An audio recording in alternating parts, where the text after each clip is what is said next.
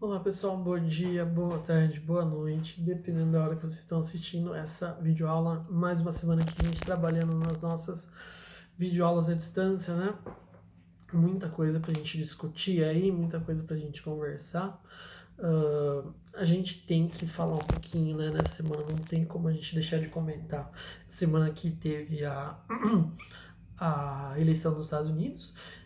No momento que eu tô gravando essa videoaula, eu ainda não sei o resultado. Parece que o Biden tá virando as coisas e pode ganhar do Donald Trump, o que às vezes não pode significar muita coisa pra gente aqui no Brasil, mas significa uma mudança de narrativa, né? A nossa postura, desculpa, nossa não, a postura do presidente do Brasil é uma postura de apoio ao Donald Trump, né? A oposição apoia o Biden, então de repente pode ter um novo alinhamento aí, uma mudança nesse sentido, e também porque a gente está falando de uma eleição que movimenta um dos países um dos maiores países do mundo, um país extremamente imperialista, um país ali que tem muita influência em muita coisa, né? Principalmente na política mundial, nos rumos da economia, enfim, tem muita coisa para se prestar atenção nesse ponto, tá? Eu acho que vocês devem estar achando bastante confuso a eleição americana. Eu vou tratar em sala e vou comentar assim com vocês como a eleição funciona especificamente, colégios eleitorais, é, o histórico todo, por que, que é assim, por que, que às vezes o candidato tem mais votos acaba não vencendo, por que, que às vezes o candidato tem menos votos se torna presidente, o que é colégio eleitoral, o que, que são 270 votos. Eu acho que quem acompanhou um pouquinho a eleição dos Estados Unidos nesse ponto aí deve estar entendendo. Por que, que demora tanto, né? Já tem 2 dias aí que a eleição tá rolando e não foi declarado ainda um vencedor. Então, tem muita coisa para se conversar sobre história dos Estados Unidos e sobre a eleição lá, né? Por que, que é tão confusa, por que, que é tão diferente da nossa, né? Que o resultado sai quase imediato e por aí vai. Bom, nossa aula de hoje é sobre França, né? Não é sobre Estados Unidos. Nossa aula hoje a gente vai começar a comentar um pouquinho de leve sobre a Revolução Francesa, tá? Na verdade, não vamos nem chegar ainda a triscar a Revolução Francesa. A gente vai falar um pouquinho dos antecedentes da Revolução, tá? A gente vai falar um pouquinho sobre a França nos séculos de 15, 16, 17, 18. Na verdade, 15 pouco, tá? Mas principalmente século 16, 17, 18. O histórico da França e dos desmandos que vinham acontecendo ali já há algum tempo, dos reis mais importantes aí da história da história da França, né? E é importante a gente ter pouquinho não, mas uma certa considerável noção de como que era a França naquele momento para entender a própria Revolução. É um assunto terrível, eu acho, na minha visão, para se trabalhar à distância. Não é que seja um assunto necessariamente muito difícil, é um pouquinho complicado. É um pouquinho complicado de se trabalhar, porque eu gosto de trabalhar uma narrativa da Revolução Francesa, então contar exatamente os passos, contar um pouquinho de como que foi a história, né? Um pouquinho dos personagens principais, passar um pouquinho por cada um deles. E é difícil fazer um pouquinho disso, interagir à distância. Eu vou fazer o máximo. Eu vou meter os pontos principais, o que vai acabar perdendo um pouco, tá? Da riqueza como seria uma aula no dia a dia, mas é o que dá pra gente fazer, tá bom? Então hoje a gente vai falar sobre os antecedentes. Alguns deles, talvez não dê pra gente falar de todos eles agora, nessa videoaula da Revolução Francesa, e depois a gente vai avançando aí, falando sobre a Revolução Francesa nas próximas aulas. É um assunto longo, tá, gente? E tem que ter em mente a aula sobre iluminismo. Sem ter aula de iluminismo na cabeça, a gente não consegue acompanhar muita coisa.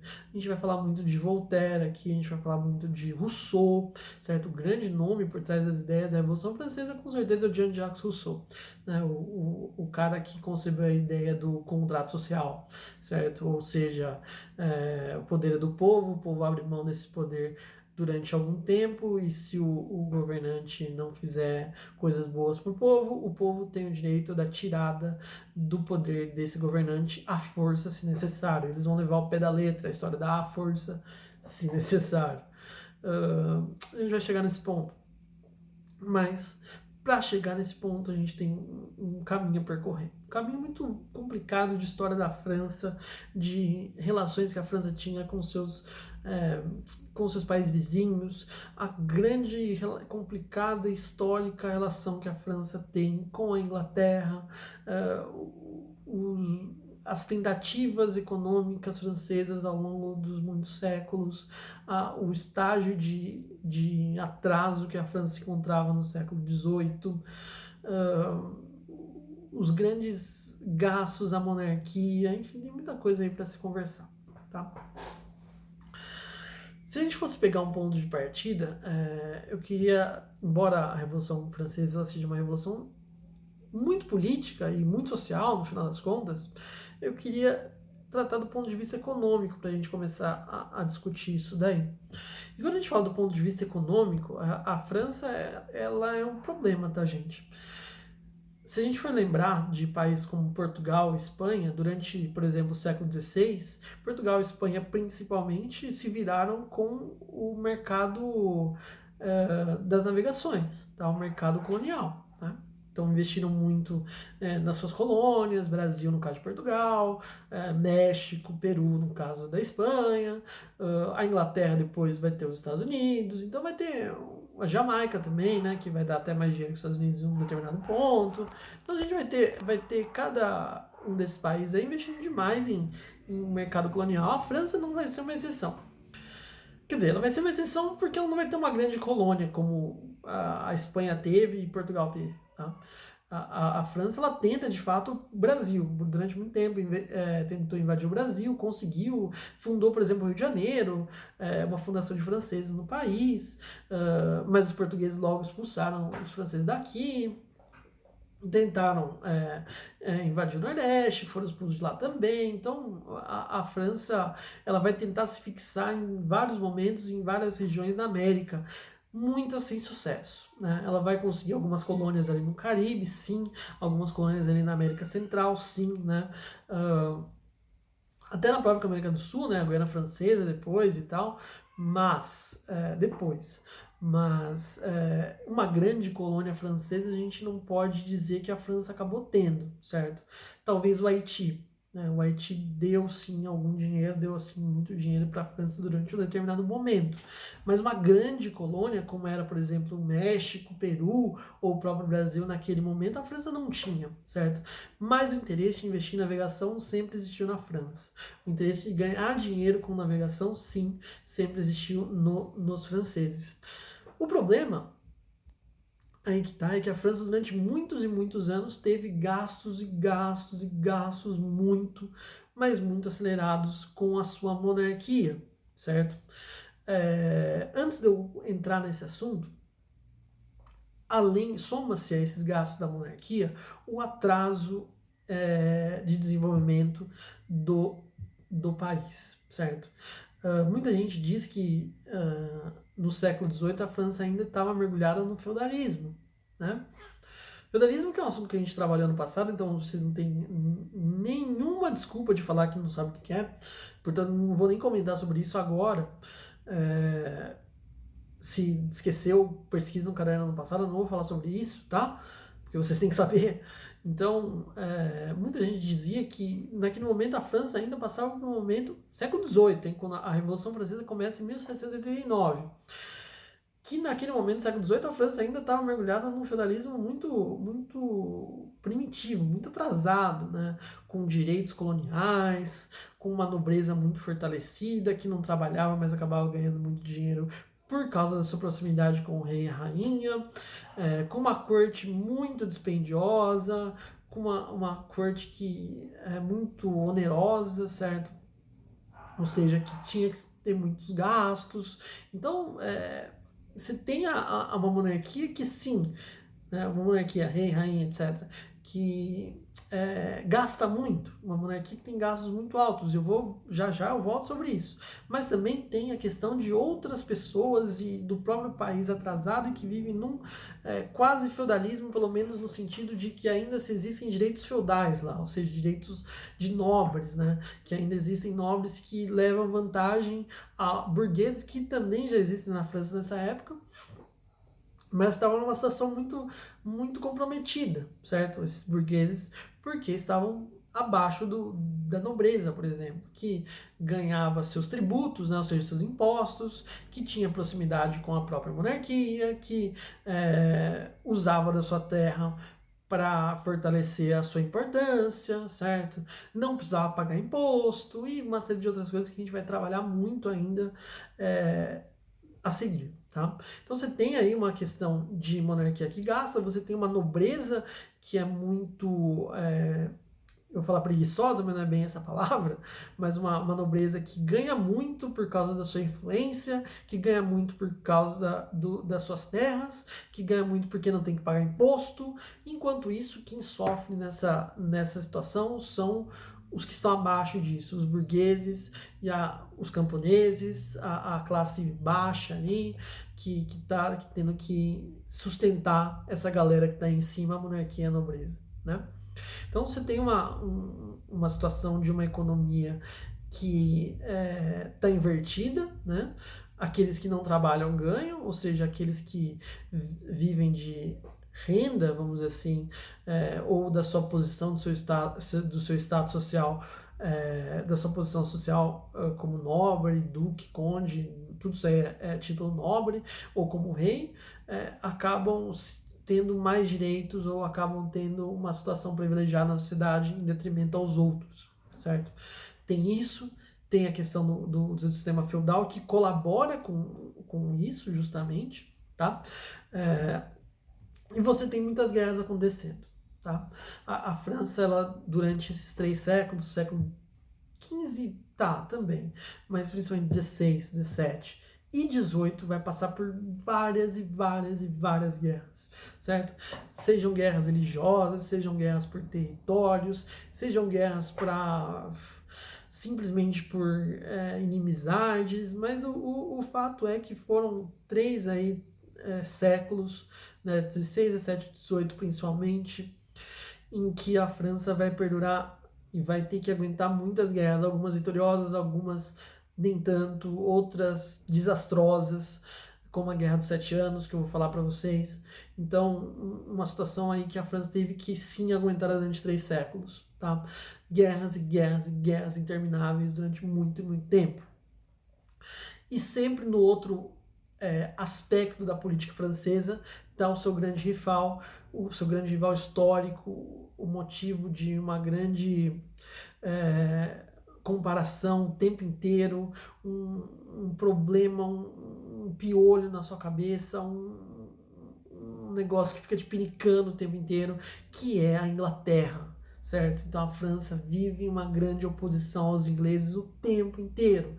De comparação, a Inglaterra está melhor, a França está pior. De questão de guerra, a Inglaterra está lutando contra a França, a Inglaterra ganhou a humilhação para os franceses ganharam a humilhação para os ingleses, os dois não estão em guerra, tem outros países em guerra, eles entram para ajudar em lugares opostos só para se enfrentarem. Então você tem uma situação em determinados e em vários momentos os dois vão ficar ali opostos um ao outro, sejam em guerra, sejam em questões econômicas, sejam em territórios, seja lá o que vocês quiserem pensar. Uma rivalidade absurda nesses 3 séculos aí, que já vinham de uma história longuíssima de guerras, como por exemplo a Guerra dos 100 Anos, que eu falei para vocês ano passado, uma guerra entre sim, França e Inglaterra também, certo? Então uma rivalidade histórica, monumental, que existe até hoje, que os caras não se gostam mesmo, certo? E que acompanhou a França durante muito e muito tempo. E que vai ser um problema também, porque na comparação com a Inglaterra, a França está sempre atrás. certo? Se no século XVI, pelo menos a França ainda não estava atrás da Inglaterra, no século seguinte, sim, com certeza estava. Até que, por exemplo, vai chegar na Revolução Industrial, aí não tem mais comparação, né? Aí não dá mais para a França, né? A França no sistema ainda feudal que depende muito da terra e a Inglaterra com indústria, né? A Inglaterra com máquina, certo? Então o problema da comparação vai estourar no século XVIII, que é justamente quando acontece a Revolução Francesa, certo? Esse é também mais um dos problemas. Então a gente tem a questão da monarquia, a gente tem a questão dos nobres, certo? A gente tem a questão do feudalismo e a gente tem a questão da grande comparação com a Inglaterra, certo? A Inglaterra está bem, a França está mal, não pode ser assim, a rivalidade é muito forte, as guerras vão acontecer e o bicho vai pegar e tudo isso vai ter um grande prejuízo para os franceses em vários momentos da história. Que mais? Você tem também, então, uma situação muito, mas muito complicada que a gente vai ter que estudar em determinados momentos, que não necessariamente é uma questão de escolha, mas que vai atingir a França, e vai atingir a França em momentos graves de sua história, principalmente próximo à Revolução Francesa, que são questões de clima, tá? Climáticas muito, muito complicadas. A França vai viver uma mini era do gelo próximo à Revolução Francesa e em outros momentos também, que vai comprometer muito a sua economia, que vai comprometer muito os seus estoques de grãos, né? Como arroz, trigo, cereais e outros aí, que vão acabar comprometendo em determinados momentos aí da história por causa da questão climática também da França em alguns pontos de sua história. Então, você tem várias situações aí que a gente podia começar a estudar, certo? Então, a questão das guerras com a Inglaterra, a questão do feudalismo, a questão da economia atrasada, tudo isso a gente vai tocar, pelo menos, em algum determinado momento. A gente vai começar com a monarquia. E aí, eu sempre gosto de lembrar que não é difícil lembrar dos reis, de 3 reis que vão marcar a era na França. Por quê? Porque os 3 chamam Luís. O Luís XIV, o Luís XV e o Luís XVI, certo? O rei da Revolução Francesa, tá, é o 16, certo? Luís XVI é o rei que, quando a gente chegar nele, a gente chega em Revolução Francesa. Mas para chegar no rei Luís XVI, a gente tem que passar pelo rei Luís XV, e para chegar no rei Luís XV, a gente tem que passar pelo rei Luís XIV. Tá? Por que eu tenho que falar tanto sobre esses caras todos? Na verdade, eu não preciso falar sobre eles especificamente, mas sobre as decisões que aconteceram nos governos do 14 e do 15, que vão levar muitas e graves consequências no reino do 16. Tá? Então, os 3 Luíses aí da nossa história, tá? O 14, o 15 e o 16. Né? O 16 a gente deixa guardado e separado, né, na nossa prateleira. A gente só vai falar sobre ele quando a gente chegar de fato na explosão e no começo da Revolução Francesa. O 15 a gente vai falar já, talvez hoje, talvez na nossa próxima aula. E o 14 vamos começar a falar imediatamente. Porque toda a história começa com ele. E um histórico de controle muito forte começa a partir dele, certo? O rei Luís XIV se achava tanto, né, o rei da cocada preta, a última bolacha do pacote, ou seja, mais que qual a frase que a gente pode usar, que ele se autodenominou, certo? Que ele se próprio condecorou como Rei Sol. Por que o Rei Sol? Porque todos os outros teriam que girar em torno dele. Essa era a ideia na época, tá? Que os países todos giravam numa órbita circular em torno do Sol. A gente sabe que sim, gira em torno do Sol, mas não numa órbita circular. Então ele falava, eu sou o centro e todo mundo circula à minha volta, né? Numa órbita circular. Hoje a gente sabe que não é circular, é oval, né? Mas, independentemente disso, a ideia do Sol permanece. Então, todos giram em torno de mim. Eu sou a coisa mais importante que existe na França. Eu sou o que ilumina, eu sou o cara, para a gente resumir em poucas palavras. O rei Luís XIV, de fato, ele foi, se a gente, por exemplo, videoaulas atrás, eu falei sobre absolutismo. Se a gente quiser um exemplo claro de absolutismo, é o rei Luís XIV. Mais até, por exemplo, do que o rei Henrique VIII, certo? Que é o rei que teve várias esposas, que é o rei que criou a igreja para separar da mulher, aquela coisa toda que a gente falou um pouquinho no começo do ano, né? O rei Luís XIV, então, é esse grande exemplo de absolutismo. Ele usava o poder absolutista dele como nenhum outro, certo? Então ele usava e abusava desse poder para criar leis, para decretar guerras, para fazer o que bem entendia, para criar impostos, para, enfim, né, para condecorar pessoas, para explorar outras, para anular leis, para casar, para descasar, para não sei o quê, e assim sucessivamente, tá? Então, o rei Luís XVI, perdão, Luís XIV, o rei Sol, né? O rei Sol, ele era o grande exemplo de absolutismo, talvez o maior exemplo de absolutismo na história, certo? Por causa disso, desse abuso do poder total em suas mãos, né? Exemplos desse abuso, por exemplo, quando ele manda o início da construção do Palácio de Versalhes, certo?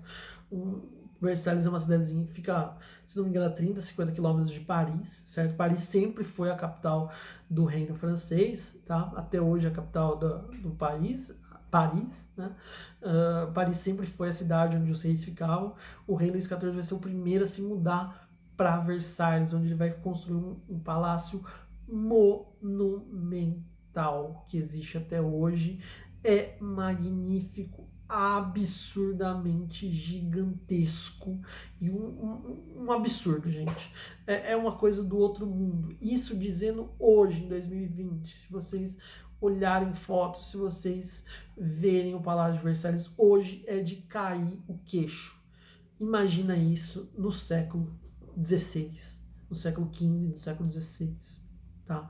O rei Luís XIV vai propor a mudança para Versalhes, retirando de Paris, que era o centro ali, talvez até o centro da Europa naquele momento, certo?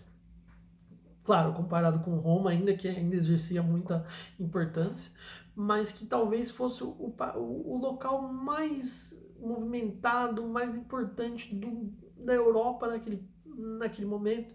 Ele vai falar, não, aqui eu não fico. Ele, durante muito tempo, disse que o problema de Paris é que tirava muito mal, certo? Por causa do número muito grande de pessoas. Olha que sem vergonha. E por isso ele queria se mudar para um local mais calmo, né? Um local no campo. Não muito distante de Paris, mas distante o suficiente para que ele não tivesse que aguentar a confusão de Paris, os problemas que Paris trazia a ele, o mau cheiro da cidade de Paris, a grande população parisiense. Então vou me afastar dessa gente, vou sair de perto dessa galera, eu vou para outro lugar, eu vou para Versalhes, no meu monumental palácio que eu construí lá. O palácio, claro, um palácio maior, mais gente vai precisar para limpar, mais gente vai precisar para atender os reis, para fazer tudo isso. Então, um gasto absurdo para a França naquele momento. O rei Luís XIV também, perdão, tá certo, o rei Luís XIV, o nosso rei Sol aí, também foi responsável por entrar nas guerras de religião no século XVI, também foi responsável, século XVII também, porque ele vai ser um rei longo, tá, gente? Ele não vai ser um rei que vai ficar, por exemplo, 1 ano só ou 2 anos só. Não. O rei Luís XIV, ele vai ter o maior, na verdade, o rei Luís XIV vai ter o maior reino da história dos reinados, pelo menos europeus, tenho certeza. Ele vai ficar mais de 70 anos no trono, tá? Mais de 70 anos no trono, não é 70 anos de idade, hein? 70 anos de rei da França, tá?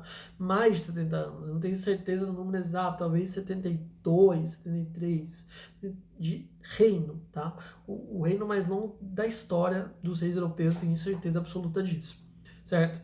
Então é um rei que vai perdurar eras, certo? Século XVII, comecinho do XVIII, né? Então vai passar aí um bom tempo no governo, certo? Então a gente tem a situação da questão de Versalhes, mas a gente vai ter muita questão de guerra também envolvendo o rei Luís XIV, o rei Sol, certo? Ele vai se envolver, por exemplo, na guerra da sucessão espanhola, a Espanha não tinha mais reis, aí ele vai querer, sim, meter nessa confusão toda, ele vai ter problema com os holandeses, é claro, eu já falei, ele vai ter problema na América também, certo? Embora as tentativas de invasão do Brasil, que nem eu comentei há um tempo atrás, elas são anteriores ao rei Luís XIV, tá? Não são na época do rei Luís XIV. O rei Luís XIV governou no século XVII e no comecinho do século XVIII. Então, o século XVII, boa parte do século XVII, e um pouco do século XVIII também, o comecinho, tá?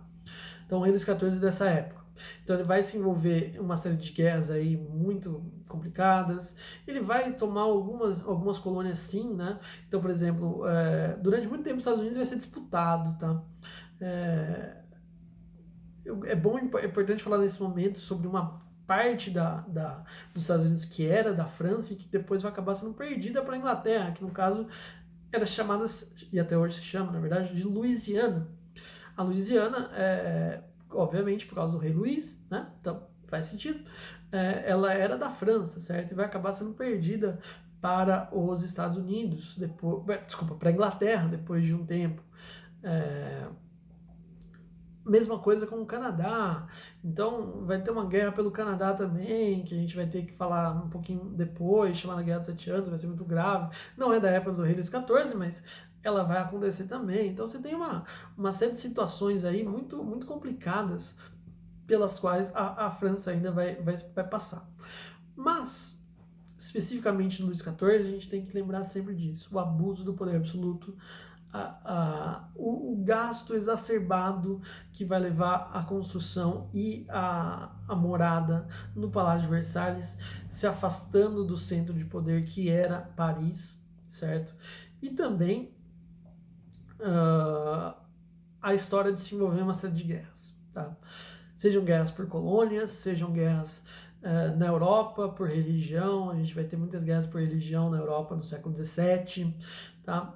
A gente vai ter muitos problemas com a Espanha. Ele, no caso, vai ter muitos problemas com a Espanha, muitos problemas com a Holanda. Aquela história toda de parentescos que são importantes, ou mesmo do problema que existia com a Inglaterra, certo? Então, o rei Luís XIV, ele vai, não vou dizer necessariamente pecar nesse ponto, mas ele vai governar de uma forma muito dispendiosa, muito se aliando a combates. Alguns ele vence, outros ele é derrotado, né? Na soma das coisas, assim, acaba meio que sendo equilibrado, certo?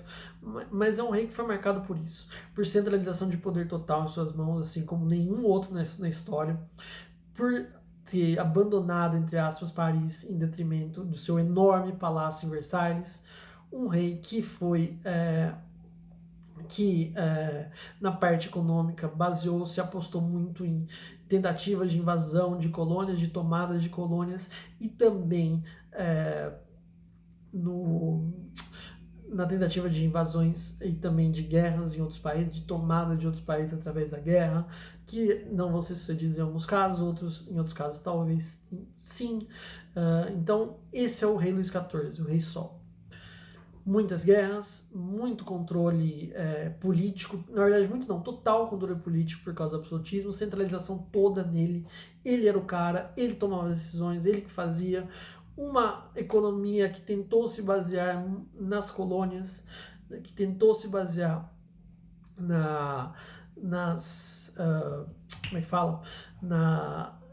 No mercado de navegações na Louisiana, no Haiti, que eram colônias francesas, que não, em alguns momentos não deu certo, que em outros deu. Então a gente tem uma situação de um rei que vai pecar em alguns pontos, muitos pontos, certo? Mas que ele vai ditar o tom. Guerras, colônia, problemas com a França, problemas com a Inglaterra, desculpa, morar em Versalhes e não em Paris, e principalmente centralização e abuso do poder absoluto. Poder total. Eu sou o Rei Sol, todos têm que girar em volta de mim, as minhas decisões são supremas, eu sou o cara que vai tomar todo tipo de decisão que é boa para a França, o que não for bom tá descartado, que não for bom para mim e para a França está descartado, então eu até sou maior do que isso, certo? Então você tem o tom tá dado para os próximos reinados. Inclusive a gente vai ver que vão partir desse princípio. Um rei, certo? Um rei que tem poder, que centraliza tudo em suas mãos, um rei que abusa desse absolutismo, um rei que vai investir em guerras em determinados momentos de sua história para ganhar fama, para ganhar importância, um rei que abandona Paris num determinado momento, tá? Esse é o rei Luís XIV. Próxima aula eu vou falar um pouquinho mais do Luís XV, vamos falar da Guerra dos 7 Anos, que é uma guerra muito importante, talvez muita gente chama de Primeira Guerra Mundial da história, então eu vou falar sobre essa Guerra dos 7 Anos, vou falar um pouquinho, se der tempo, do Luís XVI já, e a gente vai começar a entrar em Revolução Francesa, para ver se eu consigo completar a Revolução Francesa nas próximas videoaulas também, tá? A gente não tem mais muitas, talvez 2 ou 3, no máximo 4 a gente tem ainda, talvez, tá? Então eu vou no máximo tentar concluir essa história com vocês, por isso a gente vai um pouquinho mais rápido, tá bom? Então, esse primeiro antecedente, a gente guarda o Luís XIV, o Rei Sol, o seu grande palácio em Versalhes. Depois, quem quiser procurar imagens de Versalhes na internet, dá uma olhada, vocês vão ficar de queixo caído como que um rei pôde ter gastado aquilo para construir um palácio daquele tamanho, que ele achou que era de acordo com a sua importância, certo? Então, tudo isso daí é histórico, certo? E a França sendo abusada nesse momento aí já no começo do século XVII e no começo do século XVIII. Como que isso vai acontecer mais pra frente e como que o Luís XV vai herdar tudo isso daí, depois o Luís XVI vai herdar tudo isso daí, a gente vai ver nas próximas videoaulas, tá bom? Obrigado.